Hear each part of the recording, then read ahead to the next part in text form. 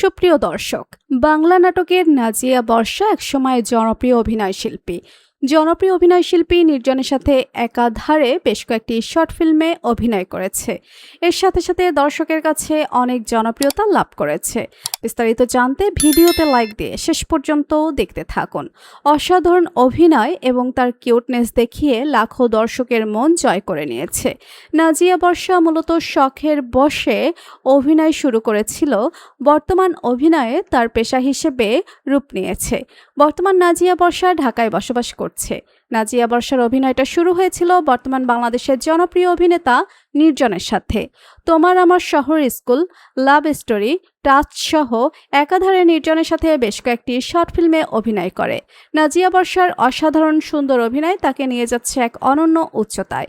প্রত্যয় হিরণ, তৌহিদ আফ্রিদ, তামিম খন্দকার সহ বাংলাদেশের জনপ্রিয় অভিনেতাদের সাথে কাজ করছে নাজিয়া বর্ষা। শর্ট ফিল্মের পাশাপাশি সিঙ্গেল নাটকে অভিনয় করছে।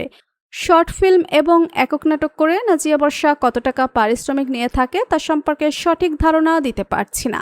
নাজিয়া বর্ষা একজন অবিবাহিত নারী এবং বর্তমানে তিনি সিঙ্গেল রয়েছেন।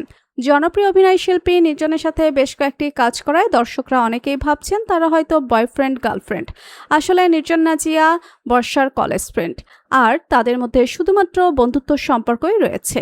তো ভিউয়ার্স, নাজিয়া বর্ষার অভিনয় আপনাদের কেমন লাগে লিখে জানিয়ে দিন কমেন্ট করে। পরবর্তী ভিডিও সবার আগে পেতে সাবস্ক্রাইব করুন আমাদের চ্যানেলটি। ধন্যবাদ।